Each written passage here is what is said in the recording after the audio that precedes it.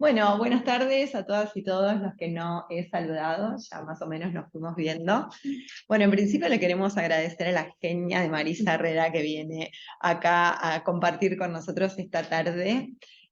Recién recordábamos con Leti, tuvimos un intento frustrado que fue en marzo del 2020, que fue el día que, o sea, una semana antes, pero ya ahí no se podía tener mucho contacto y demás, así que terminamos en el aula 1, éramos 5. Gabriel, Ana, ella, Leti y yo. Así que bueno, gracias Marisa, realmente muchas gracias. Y bueno, y obviamente una vez más agradecerle al instituto, a todo el equipo que siempre nos sorprende y nos deleita con estos temas, ¿no? Y un poco cuando pensaba en este encuentro y en esta apertura, digo, creo que tenemos mucho para reflexionar. Justamente el título nos convoca a eso, a repensar nuestros roles como consumidores, consumidoras, y también en aquellas personas que tienen que satisfacer las necesidades básicas y que muchas veces no tienen los elementos, y cuando me refiero a elementos es elementos en general, no solo a lo económico, sino a cuestiones que realmente tienen que ver con su contexto social y que se encuentran en esa situación de hipervulnerabilidad. Y claramente la cuestión de género es una de ellas, ¿no? Digo, tenemos desde la publicidad, que tenemos los estereotipos típicos, donde tenemos una publicidad para hombres, otra publicidad para mujeres. Por suerte, digo yo, siempre tratando de ver lo positivo, hoy hay políticas públicas que van avanzando, digamos, hacia tratar de generar ese marco de igualdad, pero sin duda hay que trabajar muchísimo en estas desigualdades que se nos dan naturalmente y no deberían ser de ese modo, y como yo siempre digo, lo mejor es trabajar desde la educación, obviamente que si lo hacemos desde las edades más pequeñas muchísimo mejor, pero si no, bueno, estamos todas y todos nosotros como para poder ser referentes, ir por ese camino y poder pensar no en términos de géneros, sino en términos justamente de persona, con un enfoque claro de derechos humanos, y sin duda Marisa hoy nos va a ilustrar con todo su saber y todo su hacer. Así que nuevamente muchas gracias, les deseo realmente que puedan disfrutar de este encuentro. Y tengo un presente para Marisa, que justamente le decía a Leti, que tiene que ver con esta cuestión de géneros. Nosotros somos Colegio de la Abogacía. Cuando hacíamos referencia recién a marzo del 2020, claramente éramos Colegio de Abogados, que también tiene que ver y es un trabajo cotidiano que venimos realizando. Así que ahora tenemos presentes con la denominación Colegio de la Abogacía y te vamos a entregar uno. Bien. Es algo que usamos todo el tiempo, claramente, una lapicera. Muchas gracias.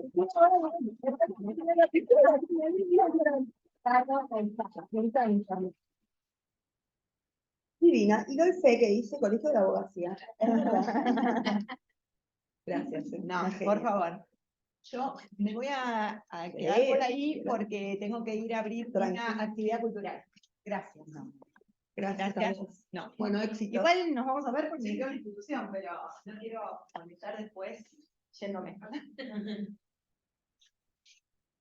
Bueno, muchas gracias, Ro, por la presentación. Ahora vamos a ir a la parte un poco más formal. En primer lugar, quería agradecer a la secretaria del instituto, Celeste López Sáenz, que fue quien te convocó y quien tuvo la idea originaria de esta jornada.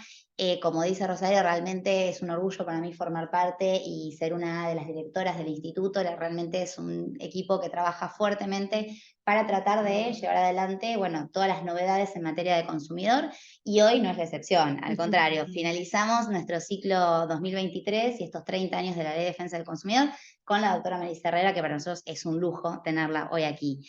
Ella es doctora en Derecho, investigadora del CONICET, autora de múltiples obras, entre ellas El Código Civil Comercial comentado con perspectiva de género, profesora universitaria, pero sobre todo lo que queríamos destacar son los antecedentes personales, ¿no? Lo que tiene que ver con esta característica de humanidad que bien Rosario estaba mencionando. Creo que en la actualidad es lo que más tenemos que sacar adelante, y que haya personas como vos que se dediquen constantemente a luchar por los derechos de los más vulnerables, del género, de las disidencias. Creo que es lo que más nos convoca para poder tenerte esta tarde acá, así que bueno, un placer, bienvenida, Gracias. y te escuchamos. Bueno, nada, en primer lugar, bueno, nunca hablé sentada, digamos. Adelante. Salvo que hubo una vez en el Senado, pero bueno, es más formal. Pero bueno, en primer lugar, la verdad que muchas gracias por la invitación, a Rosario, a Celeste, a Leti, bueno. Y ahora también a mis amigas de la red, que siempre cuando estoy acá bancan fuerte. Me gusta más la presentación en la parte final que en la primera parte, porque nosotros muchos podemos ser doctores en Derecho, digamos, ser profesores universitarios, pero creo que lo que mejor le hace a la academia es pensarse en clave de derechos humanos y ser coherente con lo que uno piensa, con lo que escribe y con lo que hace, ¿no? Así que la verdad que agradezco que se valore eso. Cuando justo vos decías, mañana es el 4 de noviembre, es la Marcha del Orgullo, así que bueno, también estaremos ahí acompañando a la Marcha del Orgullo, porque también me da orgullo el sentir que cada vez en las marchas somos más, porque también tiene que ver con esto de ampliar derechos, lo que implica el reconocimiento de un otro y una otra, ¿no? Porque en definitiva también hablar de consumo tiene que ver con el reconocimiento de consumidores muy distintos también a la hora de consumir. Y tomar dimensión de las diferencias y las desigualdades es clave justamente para que el abordaje sea distinto. Hay algunas cuestiones, un poco también para poder analizar, que son, digamos, yo soy una outsider, digamos, del derecho del consumidor, porque en definitiva soy civilista, pero en realidad vengo del palo distinto, digamos, no vengo del derecho, soy del grupete, digamos, elitista, digamos, del derecho al consumidor. Y está muy bueno también, porque parte de la cuestión de género ha venido, en buena medida y por suerte, a abrir el juego a muchos ámbitos. De hecho, hoy uno habla también en el campo de un congreso de derecho penal, de derecho administrativo, porque de derecho tributario, porque eso hace que como las cuestiones de género han tenido que poner en jaque en algún punto nuestras formaciones tradicionales y repensarnos en términos de desigualdades reales. Y eso no pasa nada más en el derecho de familia, como si fuera lo clásico del derecho de familia, la única cuestión es donde uno ve las cuestiones de género. Esta es la mirada más boba de la cuestión de género, pero que si uno empieza a analizar es mucho más profundo. Y por eso, bienvenido está que el derecho al consumidor también hayan dimensionado la importancia cuando uno habla de hipervulnerabilidad, también básicamente tiene que ver con las cuestiones de género. Dicho esto, me gusta esa frase de Rosa de Luxemburgo cuando dice: quienes no se mueven no notan sus cadenas. Y esta idea de pensarnos como consumidores y consumidoras hace movernos en un sistema que claramente es el mercado, con lo que implica el mercado también en términos complejos.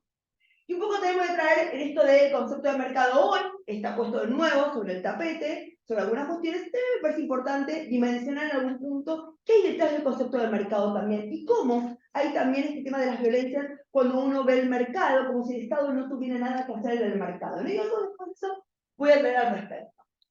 Me gusta mucho esta idea de las relaciones de consumo modernas, porque en definitiva lo que uno viene a trabajar acá tiene que ver también de cómo se ha modernizado, para lo bueno y para lo malo.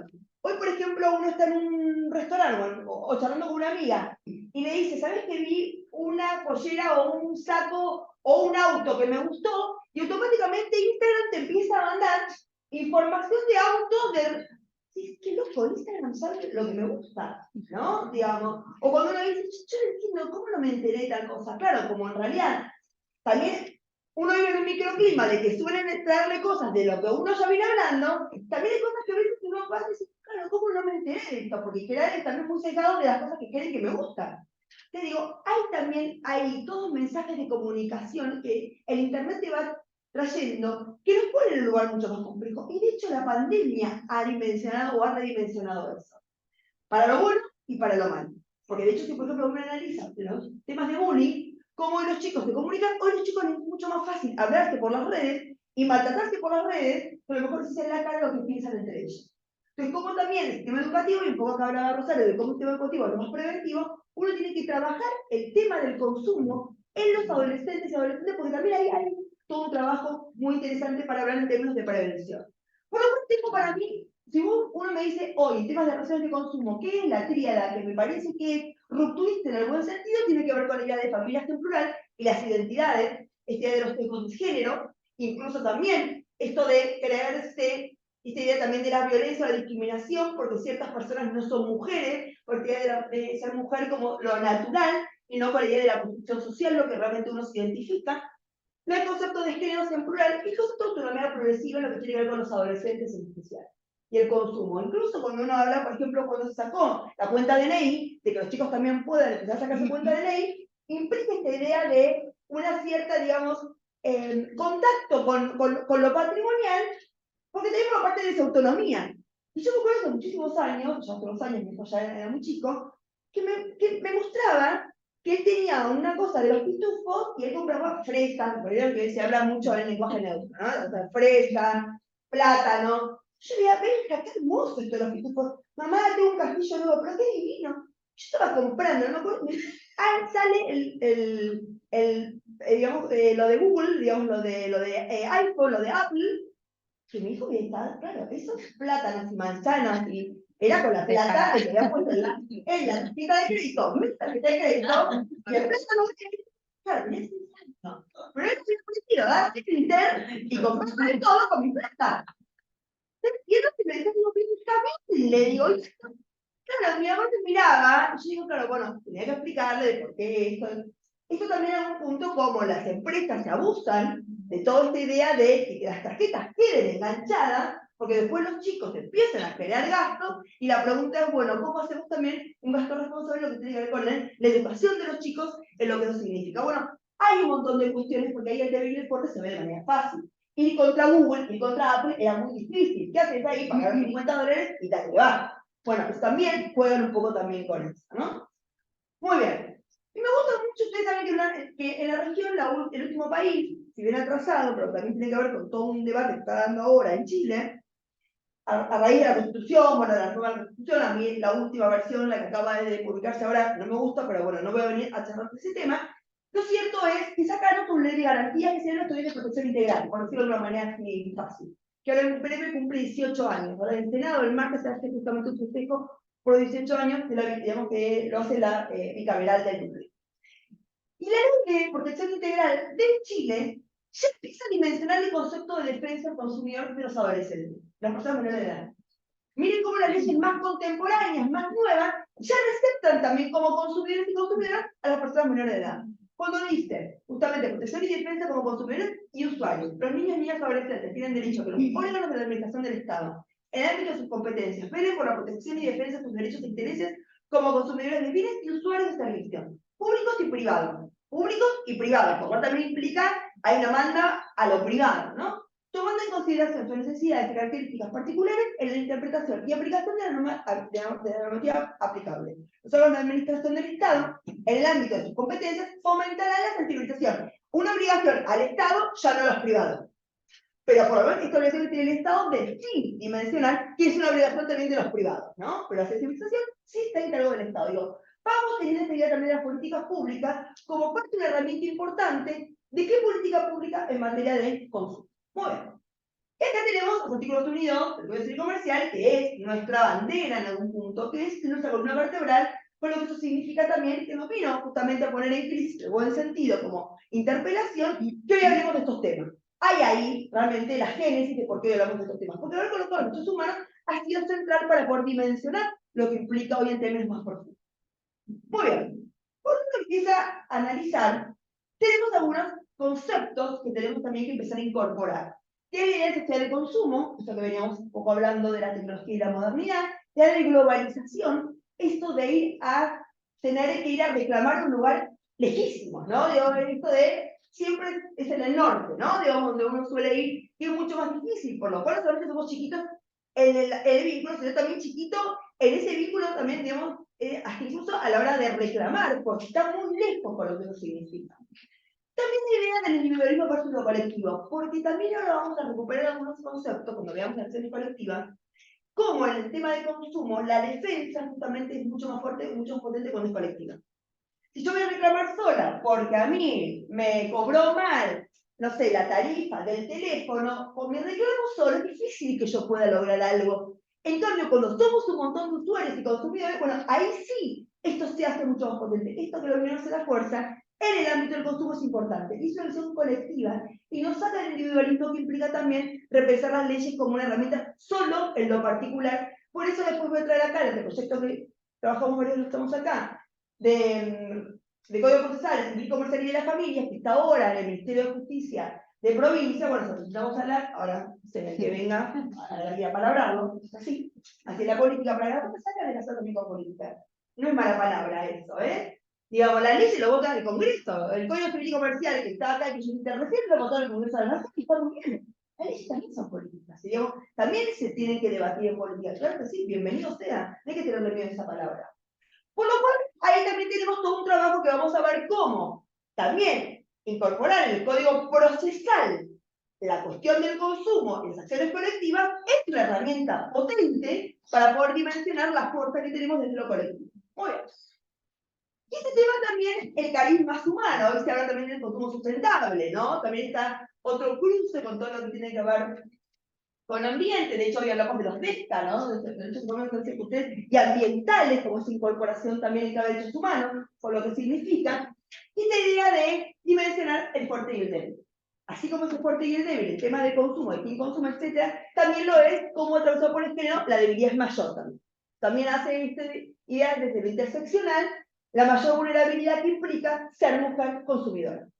Bueno, me gusta mucho, ustedes saben que mi amigo Sebastián Paroselli formó parte, integró, cuando estaba Paula Español a cargo de la Secretaría, digamos, de Comercio y estaba a cargo de Defensa Consumidor, justamente él sacó resoluciones muy importantes en esta idea de rol del Estado, justamente en clave de hacer prevención en lo que tiene que ver con la discusión también de los derechos.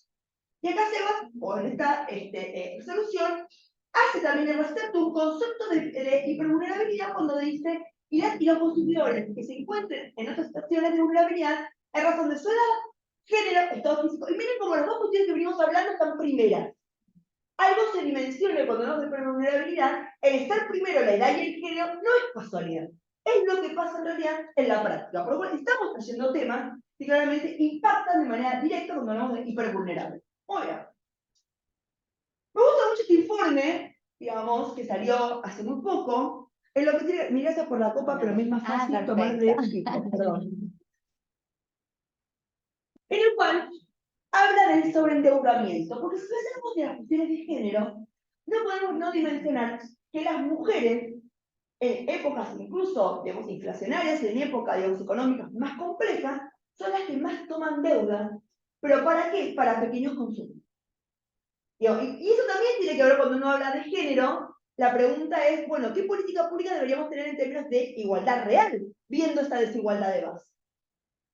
Por eso acá dice que se llama una encuesta de financiamiento y medios de pago, que indaga las estrategias de financiamiento y el uso de medios de pago de los hogares. Miren qué interesante lo que se empieza a indagar, porque ¿cómo yo hago política pública? ¿Cómo yo hago leyes si no conozco lo que pasa en la sociedad? Porque es muy importante poder sacar índices. De hecho, hoy hablamos de índices de crianza en materia alimentaria. Porque tenemos a visibilizar no solamente lo que los chicos realmente consumen en términos de bienes y servicios, sino también lo que las políticas de cuidado insumen en lo que tiene que ver con el costo económico que tienen. Yo que estoy acá, hoy tengo hijos grandes, yo te voy a estar acá, o cuando yo viajaba, podía viajar porque tenía un padre presente, pero además alguien que cuidaba a mis hijos y que iba a buscar al colegio, y es un costo que uno tiene económico. Alguien lo paga. Esa es la pregunta también que uno tiene que hacerse, bueno, cuál es el rol también cuando hablamos de políticas de cuidado, que también la pandemia dimensionaba en políticas de cuidado. Porque en general, como las mujeres ganamos menos, las que primero dejaron el trabajo han sido las mujeres. Digo, miren cómo hay una cadena, y las que después de la pandemia les costó mucho más volver a insertarse en el mercado laboral, son las mujeres. Entonces no es casualidad, es causalidad. Y dimensionar la causalidad es importante para poder también darnos cuenta del trabajo diferenciador que tenemos que hacer en la mirada de todas las temáticas, entre ellos acá derecho consumidor, ¿no? Muy bien. Esta encuesta permitió construir un indicador de vulnerabilidad financiera en función de la existencia de atrasos en los pagos de gastos o deudas previos y la proporción de los ingresos comprometidos en el pago de las deudas de atraso. En el periodo de referencia de la encuesta, que en el 2022, el 30,7% de los hogares con niños y niñas encabezados por mujeres se encontraron en una situación de alta vulnerabilidad financiera, en contraste con el 22% con respecto a la situación promedio. Que vienen además también, no por casualidad, la gran mayoría de los hogares monomarentales son a cargo de mujeres. Por lo cual también este sobreendeudamiento que tenés con respecto a la crianza de tus hijos siempre suele impactar mucho más en las mujeres. Digo, hay una mirada ahí también sistémica que hay que tener en cuenta. Y acá hace estos datos interesantes para ir viendo el total de hogares recurrir financiamiento, 60% mujeres, 50% varones. Después, ¿cuántos de ellos tienen hogares con niños a cargo? Y miren cómo se va también viendo la mayor vulnerabilidad cuando hablamos de mujeres y niños. El power queda, digamos, pero un poco acá me gustaba para dimensionar también el tema de lo importante que es tener datos, información cuantitativa, para conocer también lo que pasa en la realidad. Los hogares utilizan estas fuentes de financiamiento no solo para, acá tengo el cuadradito que lo puedo ver, su consumo, bueno, para saber su consumo de bienes de elevado valor, sino también a tener estabilidad o falta de ingresos como herramienta para sostener consumos cotidianos y básicos, muchos de ellos ligados a los cuidados como la compra de medicamentos y alimentos. Miren que uno se termina sobreendeudando y en general suele ser las mujeres para consumos básicos de la vida de sus hijos. Gracias, amigos. La dificultad para acceder al financiamiento formal genera, en muchos casos, la necesidad de recurrir a diversas fuentes informales, que suelen tener un costo financiero mayor, porque como parte ya no tiene un trabajo formal, no pueden tener financiamiento formal, por lo cual el financiamiento es informal, que estos son usureros, básicamente. Digo, miren cómo el perjuicio después del sobreendeudamiento es peor y que impacta muchísimo el tema del trabajo formal o informal de las mujeres. Muy bien. Tranquilo. Montá la máquina, ¿verdad? Voy. No puede ser que no haya quedado seleccionado el power, no es un tema del transmisor para acá. Sí, probalo, ¿verdad? Ahí está, sí, era que cuando yo toqué la ventana quedó marcado al otro lado. Bueno, entonces, estos números del sobreendeudamiento se generan en el marco de una sociedad como la nuestra, en la cual la tasa de empleo es diferente entre hombres y mujeres, es distinto el ingreso, ganan mucho más los varones que las mujeres, y además tener cuidado, hace mucho más tener cuidado las mujeres que los varones. Por eso, por ejemplo, cuando trabajamos en materia del Consejo de la Magistratura, lo que tiene que ver con cómo leemos los currículums de las personas que quieren ser magistrados y magistradas, pues no podés, por ejemplo, si un hombre hace el posgrado en 4 años y ella en 7, ponerle más puntaje a él que a ella, porque ella tuvo 2 hijos en el medio, por lo cual las políticas de cuidado tienen que ser contenidas en la relectura en términos de igualdad real. Bueno, y así lo vemos en un montón de otras cuestiones, gracias a haber colocado la cuestión del género en el centro de la escena pública. Muy bien. Y acá tenemos también esto que tiene que ver con sociedad, digamos, con las condiciones socioeconómicas y uso del tiempo en los barrios populares y en las personas travesti trans. Vamos empezando a ver que cómo estas desigualdades se empiezan a empeorar cuando además de esto tenemos otras interseccionalidades. Ser mujer a cargo y además ser pobre y además ser trans. Entonces, todo esto hace que el sobreendeudamiento también es peor. Muy bien. Y ni hablar en lo que tiene que ver con los hogares populares, donde claramente esto tiene un sesgo clarísimo de interseccionalidad, por lo que no significa. Por lo cual, todo esto hace a que tengamos un panorama distinto a la hora de repensar el consumo justamente en clave de género. Por eso hablamos de feminización de la pobreza o también feminización de la desigualdad. Y eso es un dato elocuente. Muy bien. En esta idea se empezó a tener a visibilizar ciertos consumos específicos, como es la justicia menstrual. Todas las políticas públicas se están desarrollando en lo que tiene que ver con el costo económico que implica para las mujeres menstruar. Y eso también tiene que ver con, digamos, con decisiones, primero visibilizarlo. Por eso es muy interesante este fallo de la Corte Constitucional. A mí, estaba con un profesor que vino acá hasta fin de año, que hace Derecho Penal, pero bueno, no sé, yo lo limpié con gente de la UBA en la facultad, porque quería hacer un tesis doctoral, y claro, el tipo lo dimensionaba las leyes que nosotros tenemos porque muchas veces los correctivos son por su Corte Constitucional. Es una muy buena Corte Constitucional. Pero ¿cuál es el problema ese? Si bien la Corte Constitucional tiene una doctrina robusta, que obliga a judicializarlo para recién ahí tener un caso, y después que el otro que viene tenga un caso similar a este, porque a lo mejor te puede decir, no es tan igual como este, no es el antecedente. Tener ley es distinto. Lo que pasa es que él dice, no tenemos un buen poder legislativo, no tenemos también un poder legislativo que nos haya permitido tener leyes de avanzada, por lo cual la Corte Constitucional es la herramienta normativa que tenemos más interesante. Y acá justamente en una corte donde dice, de que ley constitucional, el impuesto al valor agregado del 5% sobre los productos de higiene femenina, e incluyendo productos en el listado de bienes exentos de este impuesto. O sea, miren la importancia, digamos, de tener una Corte Constitucional que hace una relectura justamente en términos de género de por qué, justamente para poder digamos, atender a la desigualdad de base, que eso implica, bueno, que la propia legislación tenga que sacarlo de que tenga que pagar este valor agregado. Esta imposición carece de proporcionalidad, de razonabilidad a la luz del principio de igualdad y equidad tributaria frente a las mujeres y los compromisos asumidos por Colombia en el ámbito internacional a ratificar la CEDAW, la Convención de Belén do Pará y el concepto de violencia que detrás, porque la Belén do Pará es de violencia de género. Por lo cual reconoce que si el Estado sigue perpetuando esta desigualdad, es también una violencia de género que el Estado hace. O sea, que la justicia en este fallo de la Corte paró esa violencia al reconocerle justamente la desigualdad.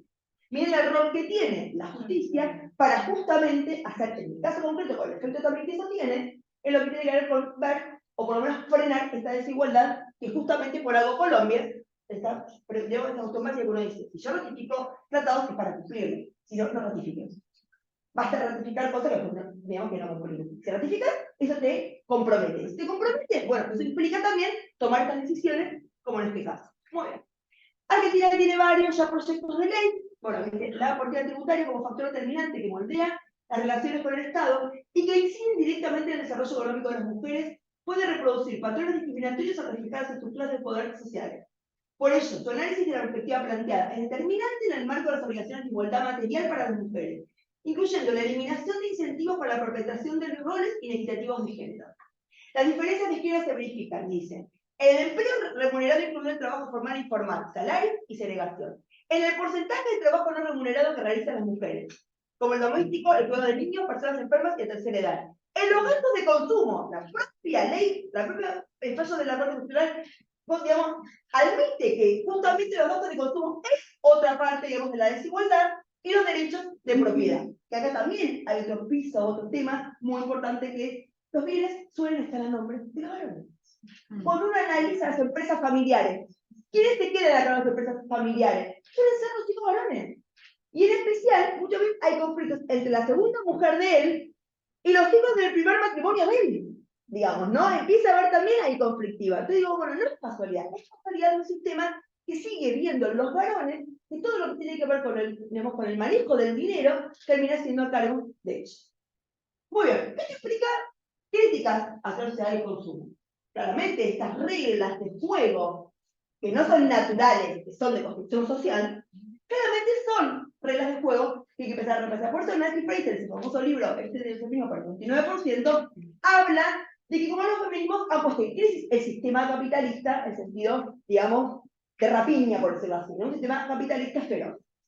Y acá también todo lo que se viene trabajando en materia de economía feminista, con toda una rama de una mirada económica justamente de la redistribución y de visibilizar estas desigualdades con un impacto directo en el sistema económico. La perspectiva y la propuesta de la economía feminista son absolutamente opuestas a la economía que da soporte actualmente a un sistema capitalista heteropatriarcal, depredador de la naturaleza y explotador de las vidas humanas, generador de múltiples desigualdades.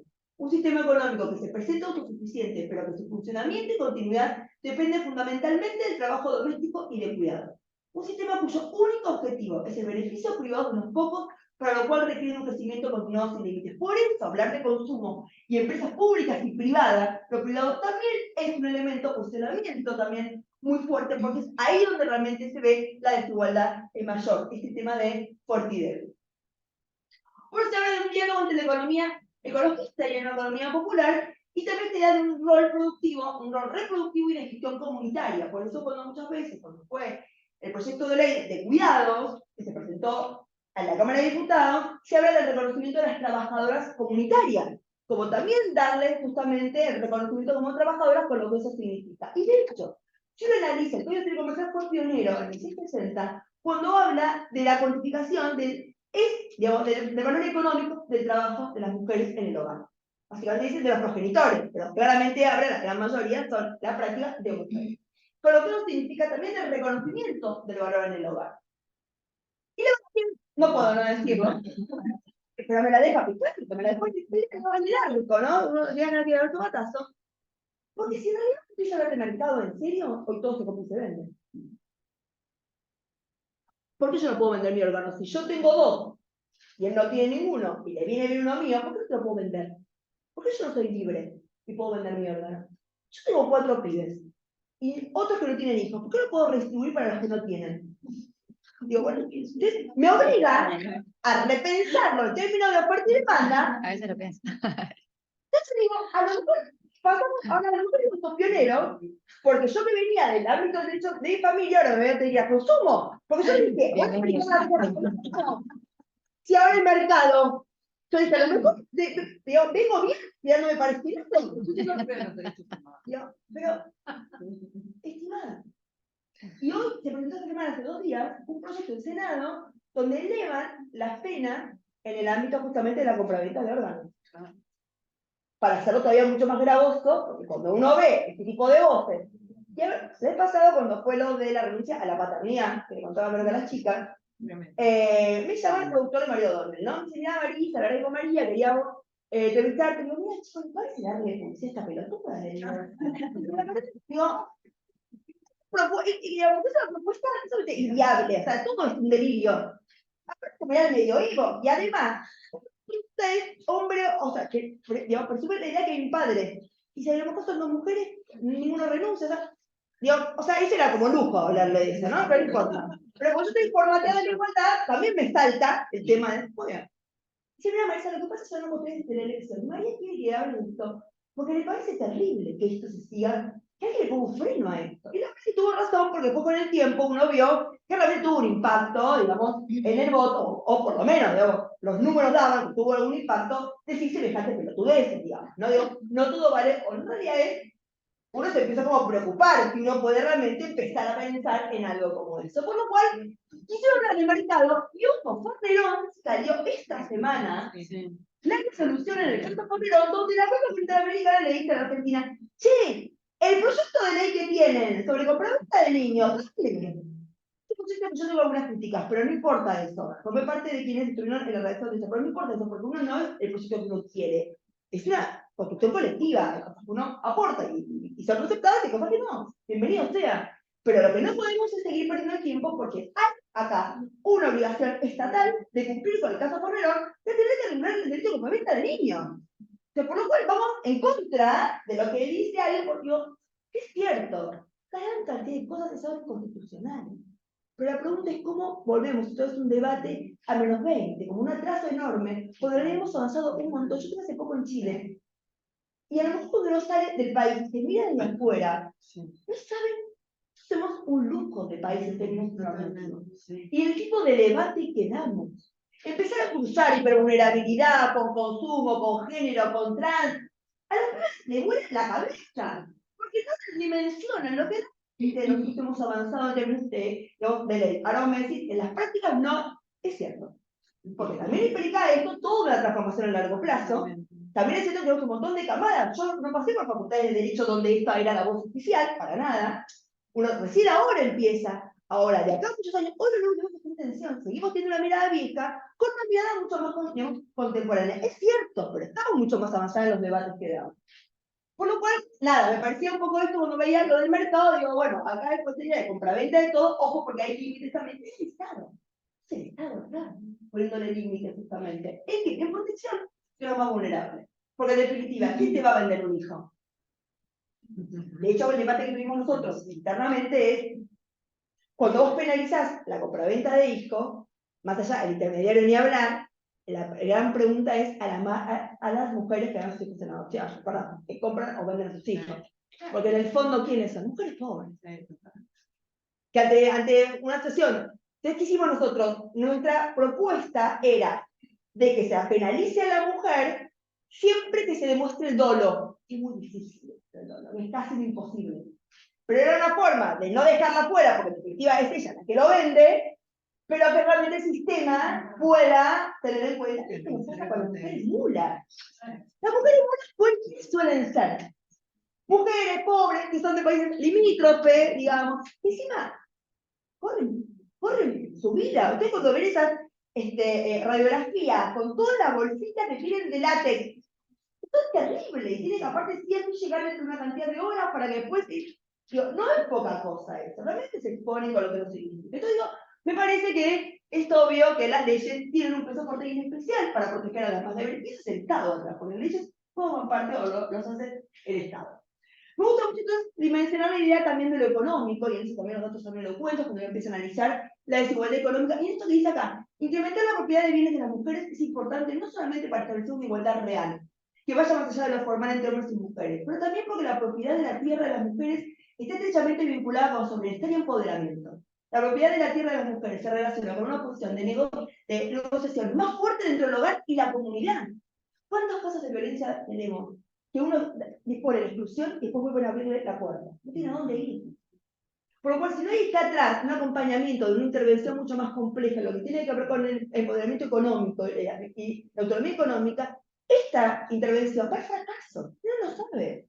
Te digo, hay acá algo de empezar a dimensionar cómo la violencia de género económica también es importante. Y eso también nos ha ayudado mucho para que en los temas de consumo empecemos a dimensionar también el concepto de violencia económica de género. Muy bien. Les dejo acá, no le voy a pasar, iba a pasar 4 minutos, pero al final no. Este video que es hermoso, porque es sobre las mujeres campesinas y cómo también el trabajo de la tierra.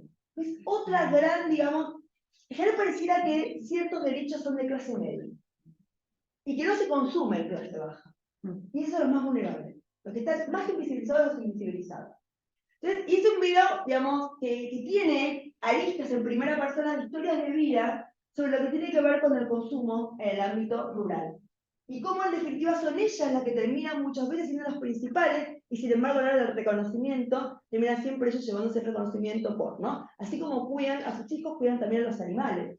Los animales son la parte más importante de su alimentación, con lo que eso significa. Bueno, es un video que dura 8 minutos, a veces cuando podemos lo damos en clase, justamente porque, ¿cómo puedo transmitir en la formación de grado, cuando uno tiene una horita y media y todo pasa tan rápido, para que los chicos realmente puedan tener algún contacto con lo que pasa más allá de su cuadrado donde viven? Son privilegiados de ir a la UBA, son privilegiados de venir acá a La Plata, son privilegiados de ir a la UNDAP, son privilegiados, pues en definitiva, llegar a la universidad hoy sigue siendo todavía un privilegio. ¿Y eso qué? Gratuito.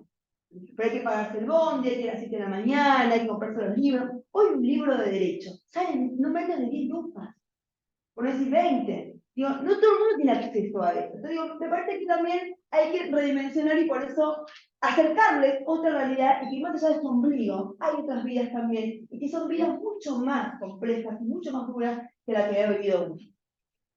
Por eso uno empieza a hablar de cómo la cuestión de... querías poner el videito vos, ¿no? No, que compartieras el audio si lo ponías, no pasa nada.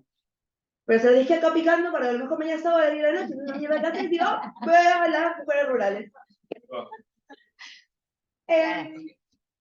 Todo esto viene y aparte que tiene un impacto muy fuerte cuando uno habla de consumo, que son los temas más clásicos, a pesar del cruce con género, tiene que ver con los famosos estereotipos de género.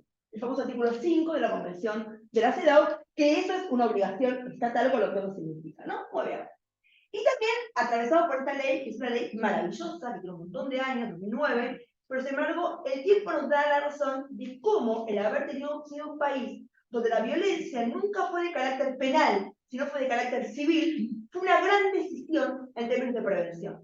Porque el derecho penal tiene una mirada muy individualista. Y justamente lo más importante es la idea de prevención, que es lo mucho más colectivo.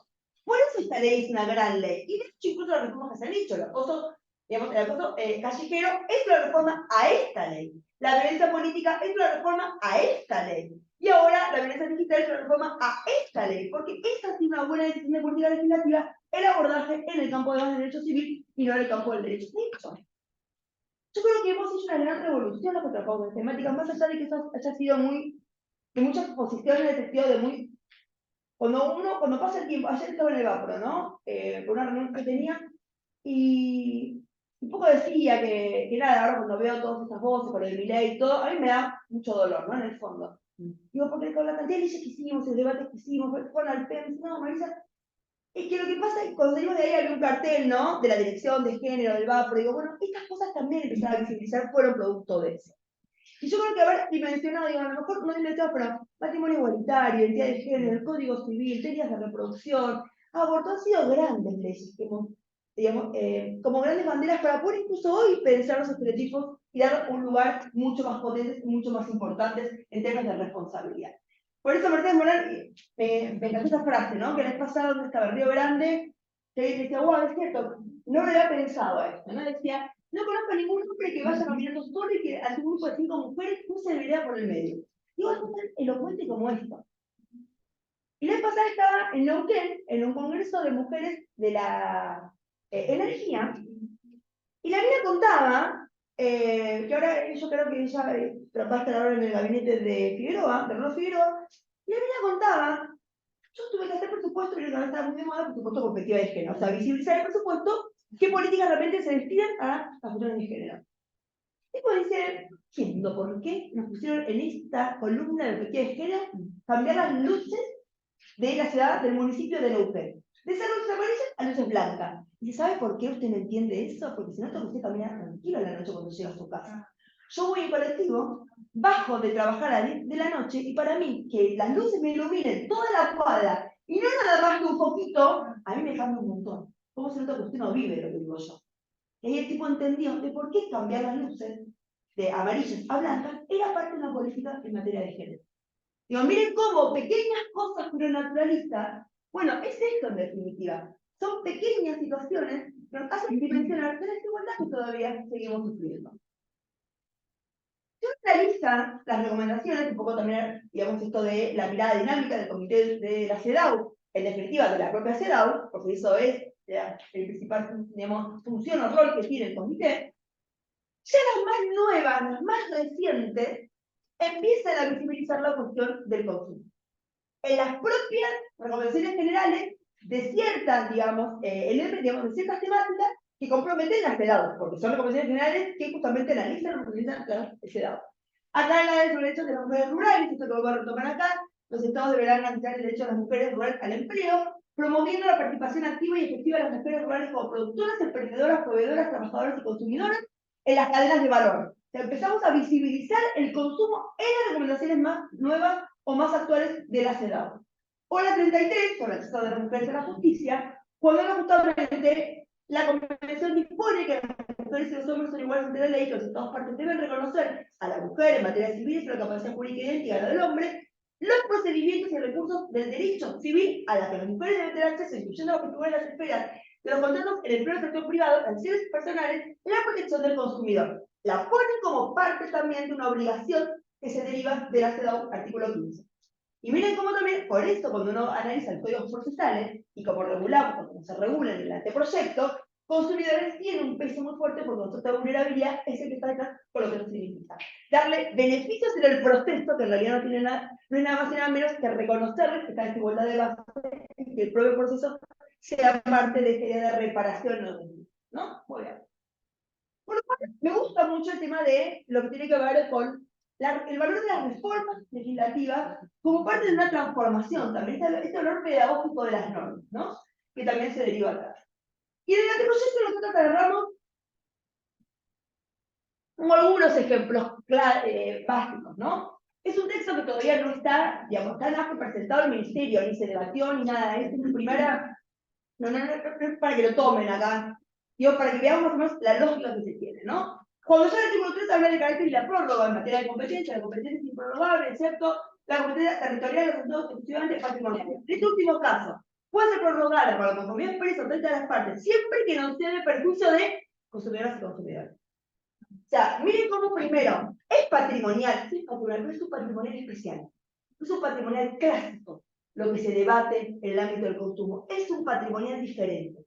Y esa diferencia atravesada por el concepto de desigualdad, de fuerte y débil, el concepto de hipervulnerabilidad, hace que amerite también tener en el Código Procesal una mirada diferente.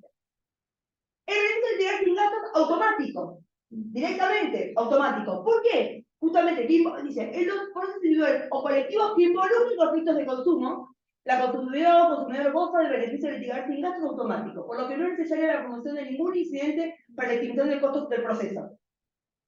Cuando hablamos, por ejemplo, de lo que tiene que ver con la aplicación del proceso, porque se aplica un proceso simplificado, pero sin embargo después va a tener beneficios en el recurso, en poder recurrir a un proceso simplificado. O sea, tiene la parte más sencilla, lo mucho proceso más fácil, pero también a la hora del recurso, de poder apelar, va así a poder apelar con el sistema de consumo. Digo, miren cómo vamos jugando también siempre en beneficio del concepto de vulnerabilidad, ¿no? Cuando hablamos de formas y efectos de la construcción de los recursos, el recurso de prelación debe ser conseguido en forma amplia y dice, con el motivo de la controversia deriva de la razón de consumo, desde acoger la prestación del consumidor, la apelación de la demanda debe ser conseguida previo descuento del capital interés y costo. En beneficio de, después veremos, pero primero, miren cómo se va viendo todo un panorama de mayor protección. O lo que tiene que ver también acá, cuando dice las opciones de recurso también, el recurso, todo el tema del recurso extraordinario de la aplicabilidad de ley o de la utilidad legal procede contra sentencias definitivas o equiparables a tales siempre que no tengan un valor equivalente a. No es necesario cumplir con este requisito cuando quien interponga el recurso de la percepción de vulnerabilidad y entre ellos derechos de personas consumidores y consumidores de servicios públicos. Pero miren cómo vamos también teniendo un juego procesal donde la cuestión del consumo tiene un lugar fuerte en el concepto de hipervulnerabilidad. Como también tiene cuestiones de género, pero no trae acá. Una ley que cumple 30 años, una ley que ya sabemos, conocemos todos, pero la verdad es que pasó un tsunami por encima. ¿Cuál es el problema de los tsunamis? Que según quien lea, que tiene una mirada realmente revolucionaria o aplica el 1 y el 2 del Código Civil Comercial, no más y nada menos, por lo cual la interpretación va a ser distinta a la mirada clásica, o aquel que va directamente y aplica lo que dice la ley. Entonces, hoy tenemos una mayor caos, porque el desarrollo del tsunami o el impacto del tsunami hace que el quien te lee, el quien te escucha, el quien te interviene, el quien te sentencia, esa mirada termina siendo determinante. Porque el paso del tiempo, y en especial ha pasado, a lo mejor no tanto tiempo, pero ha pasado un tiempo prudencial de que han pasado muchas cosas en términos de consumo. Por eso mismo, me parece que hoy festejamos, ha sido una ley pionera, una muy buena ley, pero la verdad que ahora tenemos que estar en un plano superador porque esta ley puede tener un problema, que las interpretaciones cruzadas, contradictorias, porque no hay nada peor que se hace el juez que me toque que mirada tenga. Y eso termina siendo, en términos de consumo, peor. Porque alguien va a tu estudio y te dice, che, esto me va a venir bien según. Y el según sonaste. Si el según encima tiene jugado vacante, ni hablar. Porque según este según tiene ahora el jugado vacante. A lo mejor viene a firmar otro. Y ahí es un según terrible, ¿no? Muy bien. El tsunami de la realidad es el tsunami de la realidad judicial. Muy bien. Por lo cual me parece acá también, este artículo ha sido muy buen artículo, digo, no se puede pensar, está todo digno, hace 30 años, ya buenísimo, pero hoy me queda justo a poco, porque eso implica invisibilizar el mayor trato digno que tienen que tener aquellos que tienen interseccionalidad en la vulnerabilidad. Bueno, hay un proyecto que no me voy a traer acá, que la vez pasada sí lo realicé en la charla anterior, porque también voy cambiando, porque si no me aburro enormemente, en lo cual sí tenía una crítica que la dije en la cara, porque yo pienso que no puedo tener esos carpetazos, porque yo lo que pienso lo digo, ¿no? Esto es lo que ven, soy.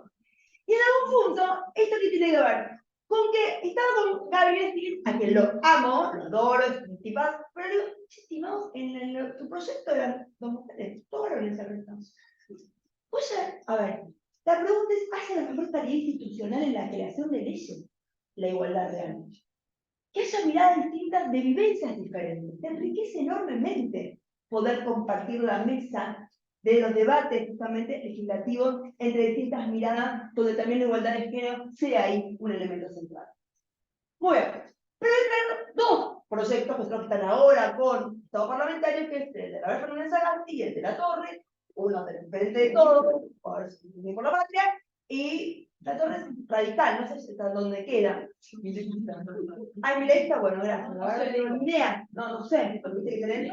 La retista, que no es mileísta, digo, no sé. Entonces, le digo, la Torre, la de Mendoza, como si quiere. Muy bien, vamos. Pero digo, no sé, así como si vos decís, ¿dónde está ella? Acá, dudo. Muy bien. Entonces, todos los proyectos que tenemos hoy con el Estado Parlamentario. Vamos con el de diputados. A ver, el estrategitativo, el de Ana María Sagasti es un código. Y ya el concepto de código te pone en un lugar porque que además ahí regula políticas públicas, mucho de obligación al Estado, tiene una construcción jurídica más robusta que una ley. Entonces, ahí tenés una linda pregunta. ¿Es una ley o un código lo que deberíamos pensar? Y eso también hay un posicionamiento de qué lugar le da, qué envergadura le da, hablar de ley o hablar de código. Acá es una ley, en lo de Anabel es un código. Trato equitativo y no discriminatorio, principio general de los proveedores deben ajustar y expresar a los consumidores, un uso equitativo y no discriminatorio, no pueden establecer diferencias basadas en pautas contrarias a la garantía constitucional de igualdad ni incurrir en conducta. Miren qué distinto el trato del artículo 8 de nuestra ley que es divina y hermosa, pero pasó 30 años, a este le pasó un tsunami. La redacción ya es en otra lógica, en otros términos, con otra mirada, porque además visibilizar forma parte también del reconocimiento. Yo creo que está escrito la palabra género.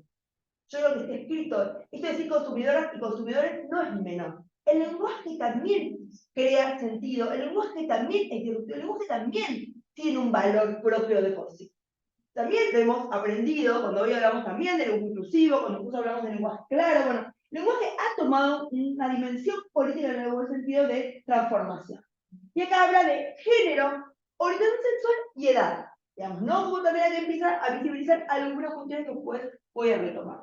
El Senado digamos, tiene un artículo de principios que ahí redacta todos los principios sobre el cual, de principios y de derechos. Digamos, diferentes principios de derechos. Y acá tiene uno justamente antidiscriminatorio, donde justamente habla de esto. El linkeo con esta ley, que ya es una ley vieja, que también deberíamos empezar a actualizarla, que es la ley antidiscriminatoria.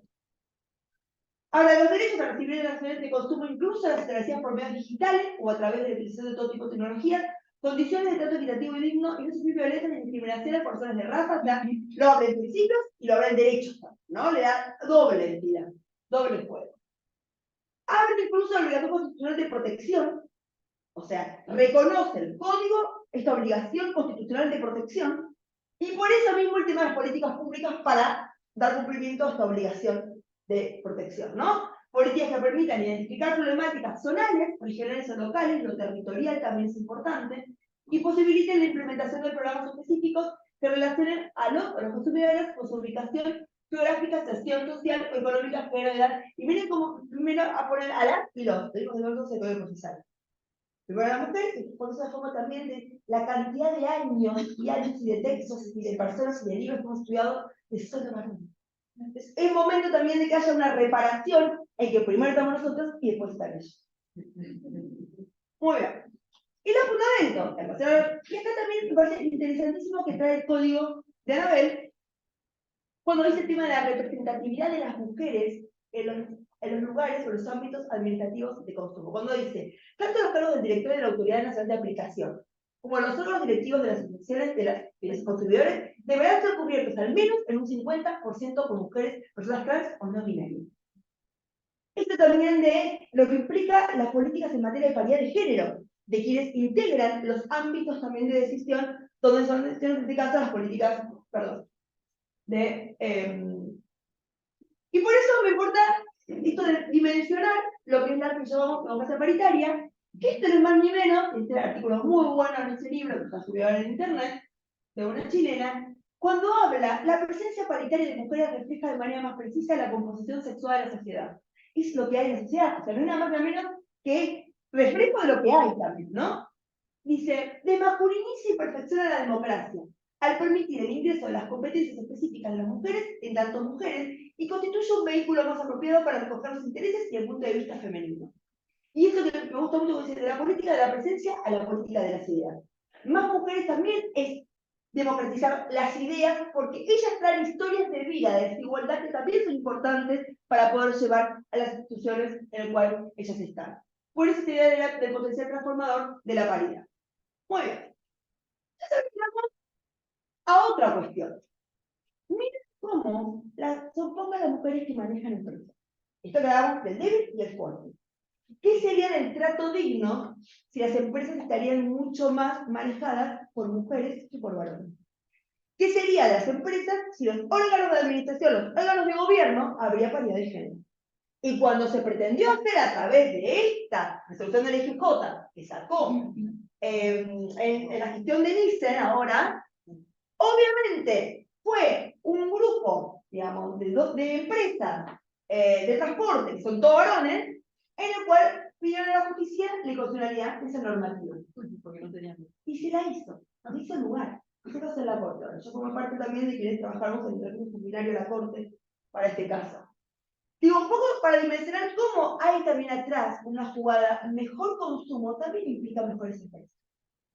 también es algo de una revisión crítica de lo que tiene que ver con la idea de vulnerabilidad en clave de género también implica ir a pelear por el de arriba también, como si haciendo una estructura paternal en el arriba de las empresas. Y ni hablar, el fallo muy bueno, ahora, muy bueno, hasta el 2022, el Jockey Club no permitía socios mujeres. Sí, no.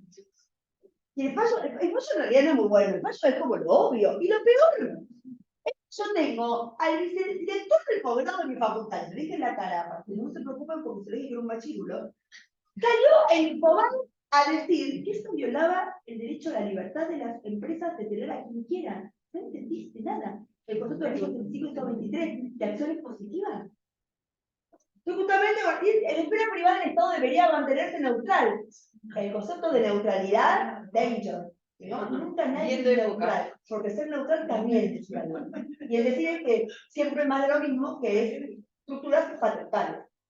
El modo de vida individual y colectivo de las personas vulnerables. Muy bien. También dice de diputados prácticas ilícitas, esto de trato digno, prácticas ilícitas, digamos que son como ciertos publicidad abusiva, digamos, hay como una tríada, ¿no? Que apunta a la misma idea, donde los estereotipos de género tienen un peso fuerte.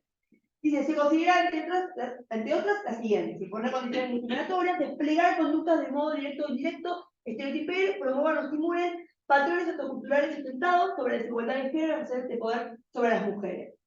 Y también, acá en el código, dice, habla de la prohibición de la violencia en las acciones de consumo. Habla del concepto de la violencia. O sea, estos estereotipos, no son solamente estereotipos que estarían prohibidos, es un acto de violencia permitir esos estereotipos.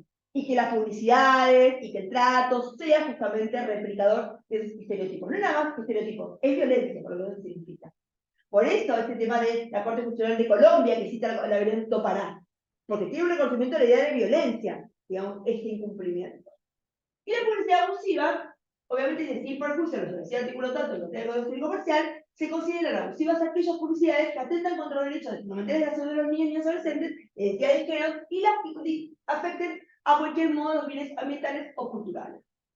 Y habla del control del contenido, justamente, ¿no? Someten al consumidor a un tribunal distinto y que infrinjan o posibiliten la violación de derechos de los niños y niñas adolescentes, las personas mayores, los que presentan situaciones de vulnerabilidad, o las reglas y principios que tutelen la identidad de género, los bienes ambientales o culturales. Digo, hay ahí también, no solamente aceptar que son prácticas abusivas, sino que además también es parte de un control de contenido y de poder también quitarlo, sancionarlo por ese control de contenido, ¿no? Y también todo el tema de los daños punitivos, que lo traigo acá, porque sería ampliar mucho más el tema. De publicidad abusiva, acá también el código y la redacción que tiene este proyecto de ley es como mucho más exhaustiva, con lo que eso significa, y como acá habla de, ya la idea de la parte penal, acá sería más un debate. Vamos a introducir modificaciones al código penal.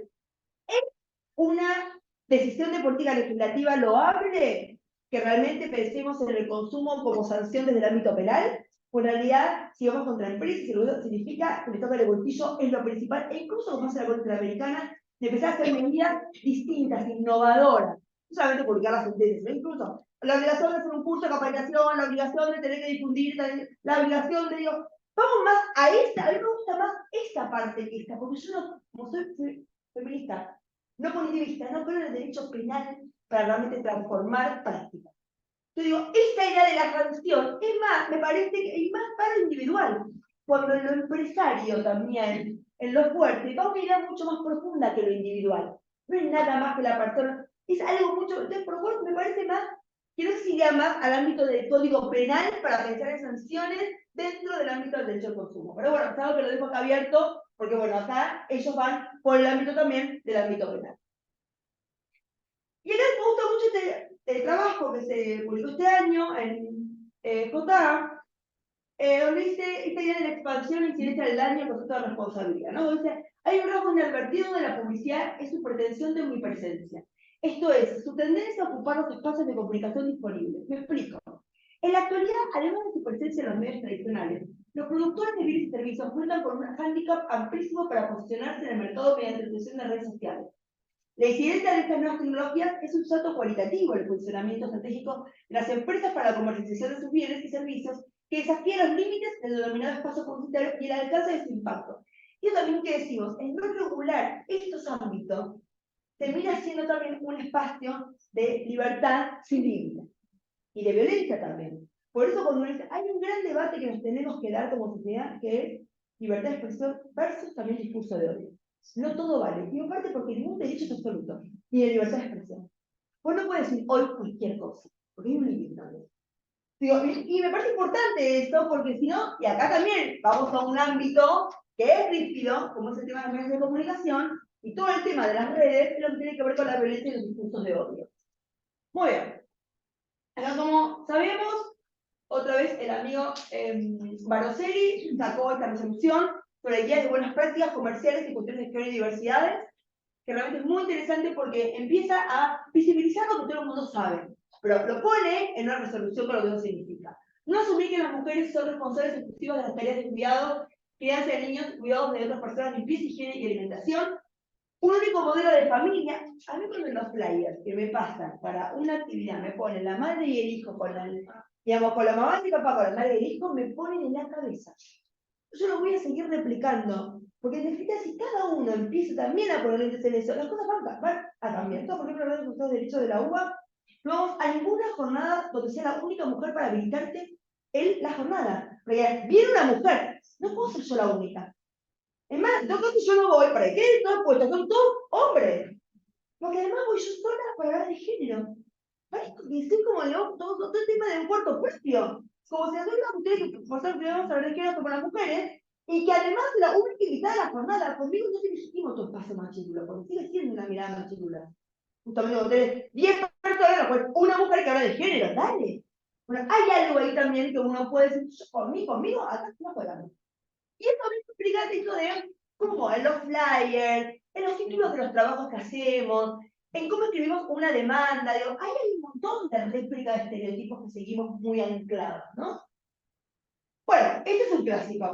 El famoso Mr. Músculo, que viene un tipo, ¿no? Superhéroe que me viene a salvar. A mí no me salva nada, ¿eh? Te lavo plato, no te lavo un plato, a mí no. ¿Qué encima tiene? Y más le ponen los anteojitos a la nena para decir algún temita de la discapacidad, entonces acá vengo como un poco de un niño, como verán, tan normales nuestros chicos tienen una nena, un varón, le puso algo, ¿no? El mito, como para por lo menos, todo es sentido común, ¿no? Toda esta cosa de, digamos, los hábitos comunes. Y justamente la vida de la gente es mucho más compleja que esto. Y las publicidades te venden una vida, es una vida que es, digamos, distinto a lo que le pasa a la gente en serio. No gustan las mujeres como objetos de atracción sexual. Esta publicidad del sapo Pepe que me pareció siempre asquerosa. Pero son cuatro parejas, van a la casa de uno un sábado a la noche, más o menos, y cuando llegan, se vieron el helado, el postre. Entonces, los cuatro boludos dicen, ay, vamos juntos a buscar el helado, y ellos se quedan las 4 en la casa, terminando de cocinar. Ellos van en un autazo, al parecer, yo no he auto mucho, no sé, y hay 4 minas que se quieren levantar, los 4 boludos que van a buscar el helado, y bajan la ventana y ponen como la radio y ponen esa boca. Ahí pasa que el tipo está casado y le tiene hijos. Como si fueran 4 mujeres divinas, se venden por un auto, porque tiene un autazo el tipo. Es patético, ¿no? Los 4 varones, las 4 mujeres, digamos. Muy bien. Digo, esto tiene que ver con la idea de, aparte esto del auto, ¿no? El auto tiene que ver con un objeto de los hombres, los autos son de los varones, te doy, te presto el auto. Yo por eso digo siempre mi auto. ¿No? Me dan placer, no me decís mi auto. No, porque también tiene que ver con, digo como solo, y yo me lo auto, digo que es mío. Porque tengo esta cosa también que en esto mis hijos dimensionan a nivel cultural, porque también hay un valor educativo muy fuerte en cómo educamos a nuestros hijos e hijas. Estoy convencida de que mis hijos no van a ser un vínculo violento con nadie. Porque en su casa nunca hubo reglas estereotipadas de lo que debe hacer una mujer. Yo no cumplí ninguna. No plancho, no cocino, viajo con Toño, mi marido es un genio, va a terminar de padre, adorado por todo el mundo. Y eso también tiene que ver con, uno va dando impacto en términos de igualdad, y eso en definitiva en términos de prevención es lo mejor para evitar la violencia. Si no, no es casualidad que la gran mayoría de los casos de violencia son de género. ¿Es casualidad? No es casualidad, es causalidad. De una sociedad que sigue teniendo un trato discriminatorio con respecto a las mujeres. Bueno, acá tenemos, ¿no?, el tema de los autos, ¿no? Autos aparte modernos, siempre tenés que tener una mina flaca, ¿no? Siempre tenés que ser como también el estereotipo de las mujeres que son bellas. Y acá, bueno, IKEA, ¿no? Más y más tuppers de mamá. ¿Vos un día de la madre te regaló un tupper? Las cosas que puedo llevar al cine son como, creo que creo que la gente no ni menciona, ¿no? O el lavarropa de las 12 cuotas del Día de la Madre. ¿Y cómo lavarropa? O sea, regalarme algo que no para mí. Bueno, eso también era muy, digamos, había toda una mirada estereotipada. Y la pregunta es, ¿cómo hago leyes modernas de transformación cultural con publicidades que siguen siendo una matriz muy, digamos, discriminadora todavía, ¿no? Bueno, Cabra más fue la famosa publicidad que la tuvieron que sacar de cartel de una manera por así más fuerte, porque acá empezaron a dar. Y acá también importante es que justamente el Ministerio de las Mujeres toma eso, esa publicidad, y justamente lo toma como ejemplo cuando dice: el Ministerio de las Mujeres dice que eso aprovechó la oportunidad para charlar sobre la violencia simbólica, estereotipos y consumos que nos llevan a comenzar conductas. Esta violencia simbólica está ya aceptada en el 1985, digo, para dimensionar lo buena que es. La difusión de imágenes en que las mujeres se muestran incapaces de cosificar una violación de los derechos humanos de las mujeres conforme a la ley 26/85 y se conoce como violencia simbólica. Se encuentra naturalizada y no suele ser identificada como tal por quienes producen y reciben los mensajes. Es parte de lo establecido por nuestra cultura. Parte de publicidades que nos hace sentir que tenemos que encajar, que dicen que nuestros gustos están mal, que nuestras mujeres están forzadas a eso, ¿no? Esto de que es algo que es agrio, ¿no? Digamos, bueno, tiene que ver con toda una postura también estereotipada de que queremos que las mujeres queremos consumir. Y también nos pasa con la infancia. Esto de Carrefour lo dice con C de campeón, aparte de campeón, y ella con C de cocinera, ¿no? Dale. Y por eso la bajaron, ¿eh? La terminaron bajando. Sí, pero porque también todos estos debates que estamos dando hacen que ya no todo valga, por suerte, porque si no parecería que fuera todo un esfuerzo al peso. No, digo, bueno, como que no algo hicieron. Sí, está bien, pero todo es. Sí, sí. ¿Viste? Y de 2023, dale, ya estamos un poquito más modernos. Las princesas se comen la libertad de sus hijas, silenciosamente. Me parece una frase hermosa. Esta idea de la princesa, esta idea de la reina, esta idea de. Te come el cerebro pensar que vos sos una princesa. Porque la vida es otra cosa. Y sentir que uno también, digamos, fogonea esas ideas también tiene ahí una responsabilidad. Después te doy, mamita, si querés.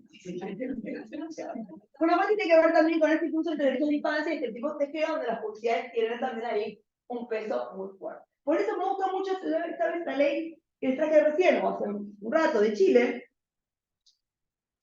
donde justamente habla en materia de derechos de infancia lo que son las publicidades. O sea, también empiezan a aceptar como consumidor y también, aparte, digamos, lo que tiene que ver con la publicidad. Y hoy, miren cómo la ley más moderna de infancia también empieza a dimensionar esta mirada más compleja. Muy bien.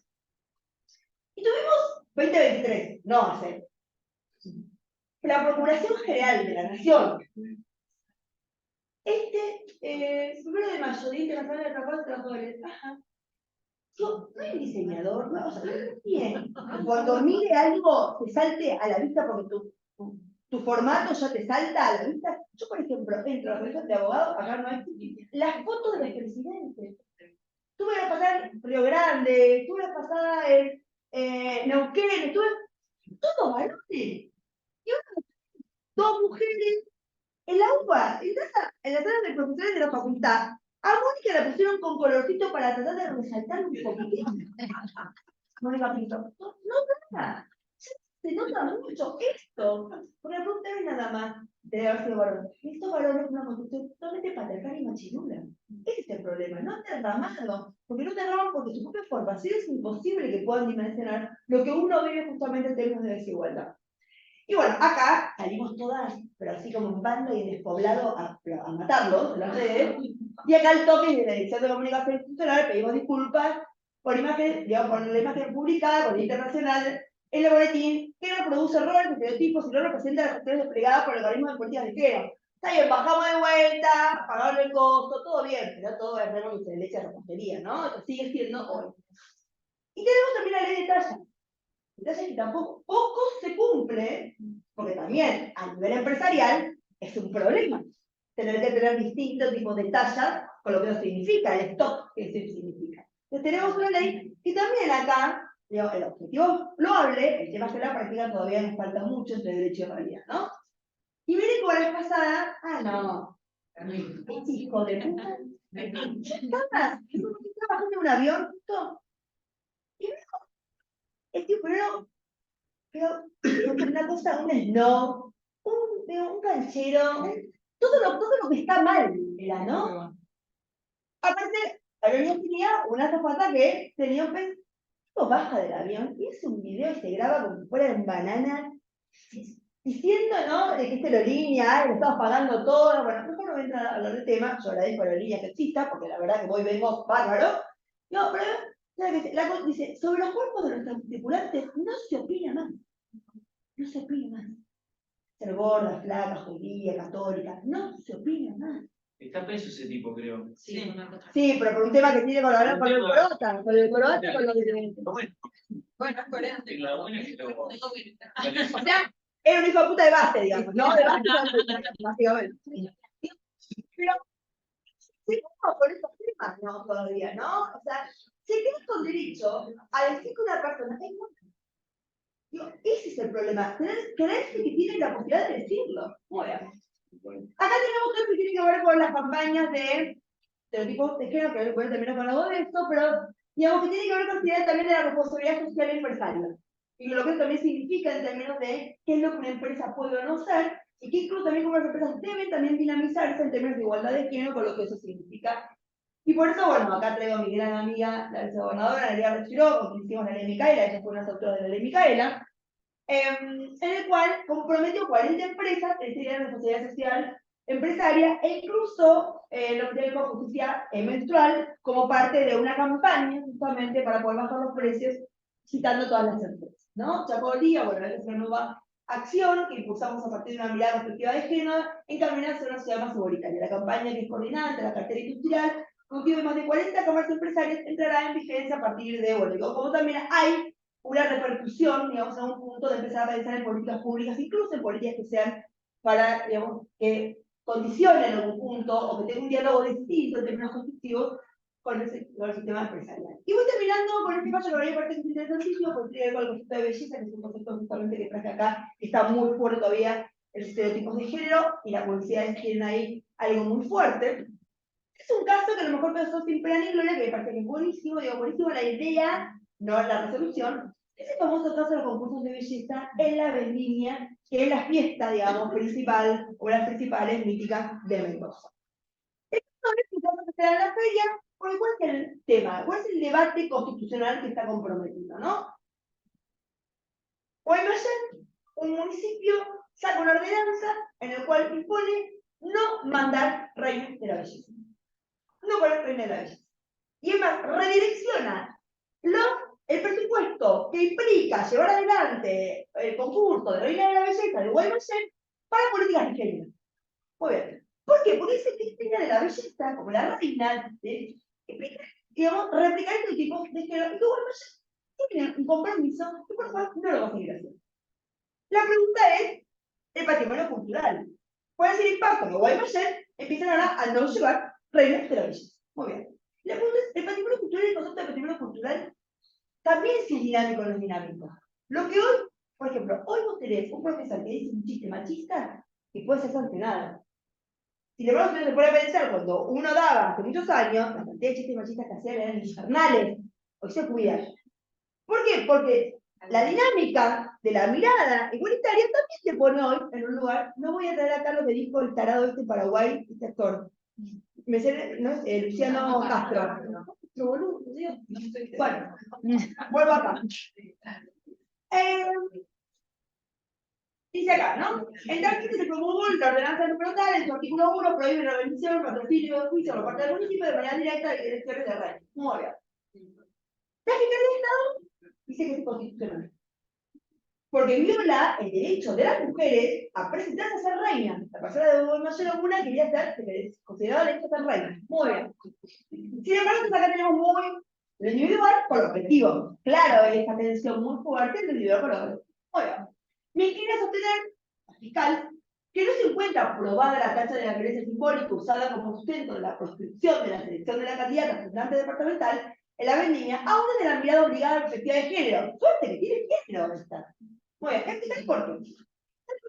La persona en el presente caso es que la ordenanza funcionada con la loable intención, dice Romero, o sea, tiene una intención, está bien, de proteger a la mujer de acciones violentas, termina provocando discriminación en disfavor de las mujeres de la équidad municipal y el consiguiente recorte de derechos, por lo que en definitiva la decisión municipal cuestionada se altera los derechos de la mujer, de las que se creen que tienen belleza para ir a las reglas de la, digamos, a competir a Mendoza, o sea, a las fiestas de la vendimia. Pero la pregunta es, en términos colectivos, lo que implica que un municipio, pero el concurso de belleza tiene algo pedagógico muy fuerte, y eso es lo que justamente la ordenanza, que fue votada por todos los bloques, quería reflejar. La incidencia del mi gran amigo y adorado Omar Palermo, el penalista, uno de los integrantes de la Corte de la provincia de Mendoza. Aparte estuvimos juntos en el Consejo Consultivo para el Establecimiento del Poder Judicial, y etcétera, etcétera. Dice, el voto propinante llega a una conclusión que resulta tan drástica como extraña, por esa indicidencia, por lo cual la mayoría hizo lugar a inconstitucionalidad de la ordenanza. Es drástico porque declara la inconstitucionalidad de una ordenanza que el órgano democrático por excelencia de los gobiernos municipales votó prácticamente por unanimidad. Dice, el principio de la validez de los actos, que además un acto que hizo democráticamente el órgano que le corresponde, que es el Consejo Deliberante de Gobernación. Muy bien.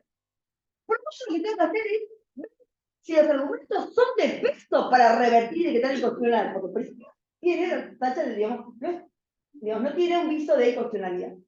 Para una decisión municipal que reúna las características mencionadas, democrática, autónoma y protectora de derechos fundamentales, pueda ser declarada inconstitucional, se deben ofrecer poderosas razones que la justifiquen. Dicho de otra manera, la inconstitucionalidad debe estar tan extensible que su no declaración constituiría una omisión inadmisible por parte del tribunal.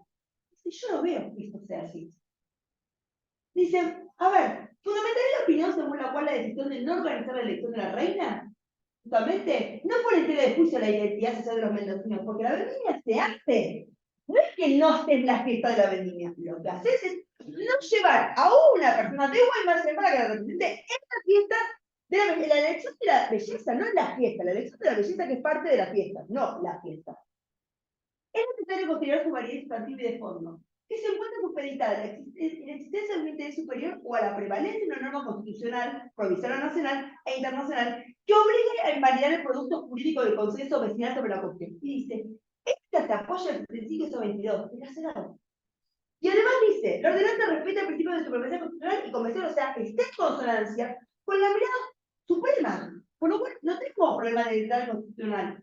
El compromiso municipal por la erradicación de la violencia, además dice, el Consejo, como les dije, decidió reasignar las partidas presupuestarias, o sea que además fundamenta otra cuestión. Ese dinero lo voy a readecuar a políticas de género, en materia, por lo cual encima voy a utilizar todo ese presupuesto.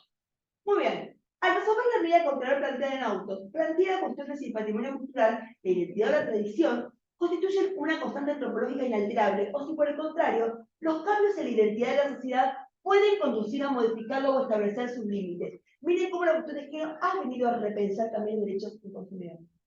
Como en todos los ámbitos, y eso me parece que es lo más importante e interesante que estamos viendo en estos últimos tiempos, esta revisión crítica que ha tenido la cuestión de género.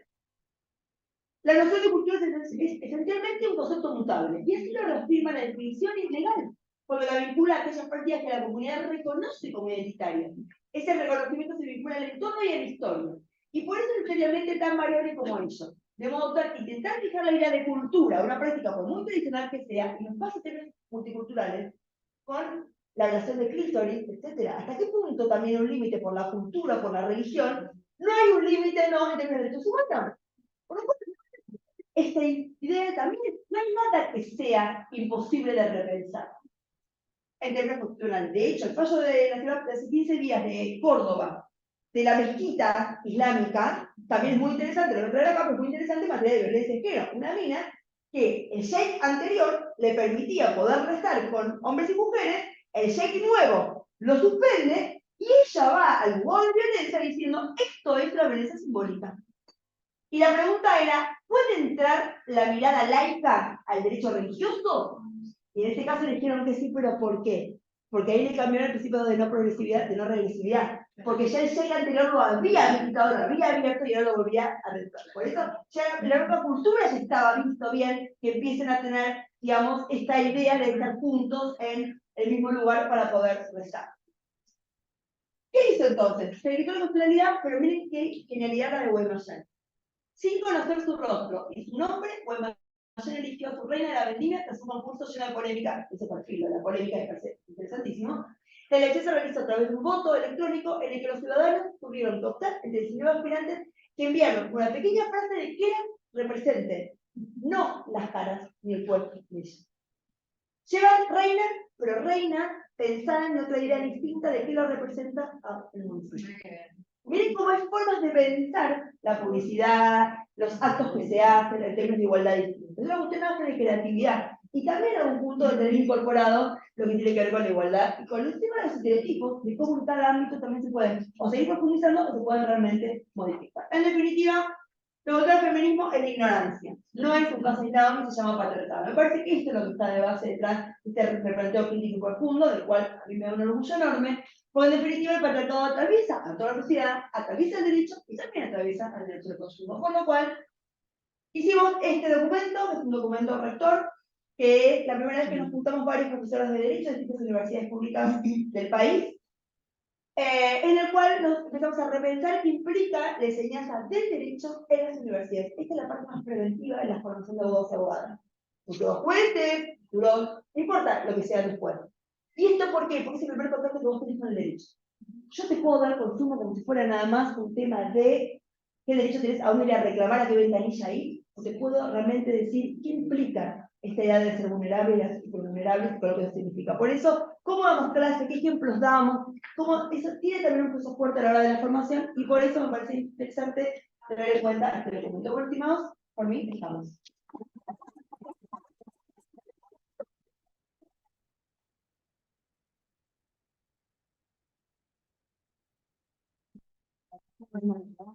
Un placer, un lujo, nos deja pensando muchísimo, así que bueno, los invitamos a eso, ¿no? A pensar y reflexionar sobre todo lo que estuvo charlando.